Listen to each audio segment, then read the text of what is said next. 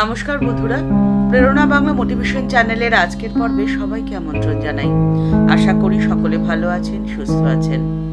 কোনো তাবিজ, কবচ, তন্ত্রমন্ত্রের প্রয়োজন নেই। সাবধানে মাত্রই একটি কাজ করুন। আপনার শত্রুও আপনার বশীভূত হবে। আপনার কথাই হবে শেষ কথা। আপনার শত্রুও আপনার পায়ে এসে পড়বে। সেই কাজ। আজকের ভিডিওটি সম্পূর্ণ দেখলে আশা করি এই প্রশ্নের উত্তর আপনি পেয়ে যাবেন। আপনার সাথে যে বা যারাই শত্রুতা করুক না কেন, মনে রাখবেন তাকে তার মূল্য দিতেই হবে। যার বিচার আদালত করতে পারে না, তার বিচার করে সময়। আর সময় যখন বিচার করে, তখন না দরকার হয় সাক্ষীর, আর না প্রয়োজন হয় প্রমাণের। আপনি সবসময় নিজের রাস্তায় সোজা চলুন। আপনাকে ডান দিকে বাঁ দিকে কোনো দিকেই তাকানোর কোনো প্রয়োজন নেই। বন্ধু শত্রু হয়ে যায় মুহূর্তে। কিভাবে বলুন তো? যদি সে প্রয়োজনের অতিরিক্ত পায় আপনার কাছ থেকে। প্রয়োজনের অতিরিক্ত তো কোনো কিছুই শুভ নয়, ভালো নয়। প্রয়োজনের অতিরিক্ত খাবার খেলে শরীরে সমস্যা হয়। প্রয়োজনের অতিরিক্ত অর্থে অনর্থ আসার সম্ভাবনাই বেশি। ঠিক সেভাবেই প্রয়োজনের অতিরিক্ত ভালোবাসাও কখনো কাউকে দেওয়া উচিত নয়। লেবু শরীরের জন্য উপকারী, খেতেও ভালো, কিন্তু লেবু বেশি টিপলে তা তেতো হয়ে যায়। তাই যখন আপনি বেশি কাউকে যত্ন করেন, বেশি ভালোবাসা দেন, তখন সে মনে করতে শুরু করে যে এটা তার অধিকার, আর এই অধিকার সে নিজে অর্জন করেছে। তাই আপনি যে তার জন্য করছেন, সেটা আপনার করা কর্তব্য, আপনাকে করতেই হবে। আর আপনার প্রতি প্রত্যাশা এতটাই বেড়ে যায় যে আপনি যখন কিছু করবেন না, সামান্য কাজের অবহেলা হবে, তখনই সে আপনার শত্রু হয়ে যাবে। কারণ আপনি তাকে যে আদর যত্ন করছেন, সেটা যে ভালোবাসা থেকে করছেন, সেটা তখন আর তার মনে থাকবে না। সে মনে করতে শুরু করবে যে এটা আপনার দায়বদ্ধতা, আপনাকে করতেই হবে। আর এই সুযোগই যখন সে নিতে শুরু করে, তখনই তো ধীরে ধীরে সম্পর্ক নষ্ট হতে থাকে। তাই সাবধান হয়ে যাবেন। অতিরিক্ত প্রয়োজনের অতিরিক্ত কখনো কিছু কারোর জন্য করবেন না। আপনি নিজের মূল্য আগে নিজে নির্ধারণ করুন, তাহলে আপনার কথা শুনতে সকলে বাধ্য হবে। আপনার কথাই হবে শেষ কথা। আর আপনাকে যারা শত্রু মনে করে বা যারা আপনার শত্রু, তারাও আপনার কথা মতোই চলবে। আপনাকে একটা কাজ করতে হবে, আপনাকে অন্যের কথা শুনতে হবে বেশি, নিজের কথা বলবেন কম। নিজের কথা অন্যকে বলে কি লাভ বলুন তো? যখন আপনি সমস্যায় পড়বেন, সেই সমস্যার সমাধান কিন্তু আপনাকেই করতে হবে। আপনার সমস্যা এবং সমাধানের দায়িত্ব আপনার। তাহলে নিজের সমস্যা যখন আপনি নিজেই সমাধান করবেন, তখন অন্যকে আপনার নিজের কথা বলে কি লাভ? আপনি অন্যকে গুরুত্ব দিন, আর নিজেকে গুরুত্ব দিন নিজের কাছে।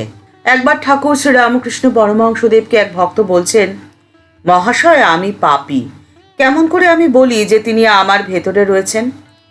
ঠাকুর তখন তাকে উত্তরে বললেন, জ্ঞান হলে তাকে আর দূরে দেখায় না গো, তিনি বোধ হয় না, তখন মনে হয় ইনি। হৃদয়ের মধ্যেই তাকে দেখা যায়। তিনি সকলেরই ভিতর আছেন, যে খোঁজে সেই পায়। তোমাদের এই ধারণাটি বড্ড বাজে। খালি পাপ আর পাপ। আমরা পাপী। কিসের পাপী আর কিসেরই বা পাপ? আমি তার সন্তান, আমি তার নাম করেছি, সে ঈশ্বর কি রাম কি হরি বলেছি। আমার আবার পাপ কিসের? এরকম বিশ্বাস যে তোমাদের অন্তরে থাকতে হবে গো। না মাহাতে তোমাদের যদি বিশ্বাসই না থাকে, তাহলে তোমরা কিসের নাম করলে? তখন সেই ভক্ত ঠাকুরকে প্রশ্ন করছেন, ঠাকুর কেমন করেই বিশ্বাস আসবে মনের মধ্যে? ঠাকুর উত্তরে বললেন, তাতে অনুরাগ করো। এরকম অনুরাগ, এরকম ভালোবাসা ঈশ্বরের জন্য করো যাতে ব্যাকুলতা থাকে। তার কাছে প্রার্থনা করো আর তার জন্যে কাঁদো।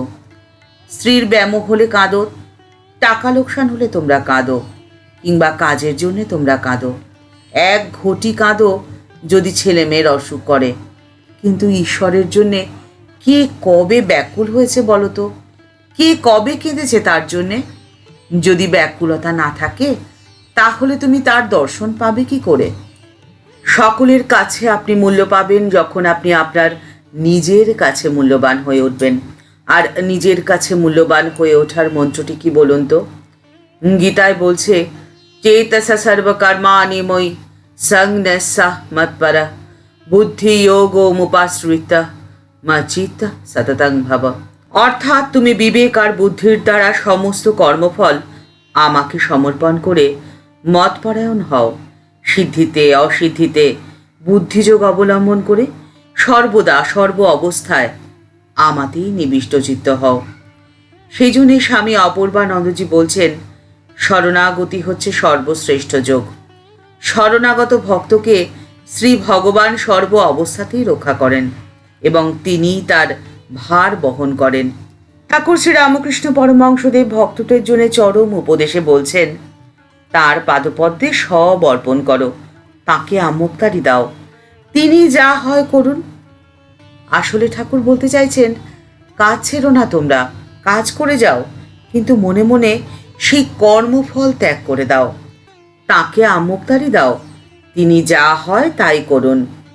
আসলে ঠাকুর বলতে চাইছেন, কাজ ছেড়ো না, কাজ করে যাও, কিন্তু মনে মনে তা ত্যাগ করো। বাইরের দিকে আপনি কাজ করছেন অথচ করছেন না, মনের এই এক অদ্ভুত অবস্থা। এই অবস্থায় কর্মকে বোঝা বলে মনে হবে না আপনার। কাজের মধ্যে থাকবে না কোনো উদ্বেগ, থাকবে শুধুমাত্র আনন্দ। ঠাকুর এই কথাটি একটি দৃষ্টান্ত দিয়ে খুব সুন্দরভাবে বুঝিয়েছেন। ঠাকুর বলছেন, পশ্চিমে মেয়েরা মাথায় জল ভর্তি ঘোড়া নিয়ে হাসতে হাসতে কথা বলতে বলতে পথ চলে। মাথায় অত বোঝা, কিন্তু ভারবোধ নেই। ঠিক সেরকমভাবেই জীবনের সমস্ত বোঝাও আপনি সরলভাবে শান্তির সাথে নিরুদ্বিগ্ন হয়ে বহন করতে পারেন। আপনি যদি তা করতে পারেন তবে এটাই হবে যোগ। আর এই যোগ শারীরিক শক্তি দিয়ে হয় না, বৌদ্ধিক শক্তি দিয়েও হয় না। এটি হয় আধ্যাত্মিক শক্তি বা অন্তর্যামী ঈশ্বরের কাছ থেকে এই শক্তি আপনার মধ্যে আসবে। আর এই শক্তি যদি আপনি অর্জন করতে পারেন তাহলে আপনি হয়ে যাবেন সকলের থেকে আলাদা, আর আপনার কথা শুনতে সকলে বাধ্য হবে। আপনার চরম শত্রুও আপনার নির্দেশ মতোই চলতে বাধ্য হবে। ঠাকুর মা ও স্বামীজির চরণে প্রণাম জানিয়ে আজকের পর্ব এই পর্যন্তই। দেখা হচ্ছে পরের পর্বে। এই ভিডিওর উপস্থাপনা যদি আপনাদের ভালো লেগে থাকে তাহলে তা কমেন্টস বক্সের মধ্যে জানানোর অনুরোধ রইল। আর এই ভিডিওটি অনেক অনেক মানুষের মধ্যে ছড়িয়ে দিয়ে প্রত্যেকটি মানুষের জীবনকে উন্নত থেকে উন্নততর করে তোলার প্রচেষ্টায় আপনার সামান্যতম অবদান আপনি রেখে যেতে পারেন। সবাই ভালো থাকবেন, সুস্থ থাকবেন। নমস্কার।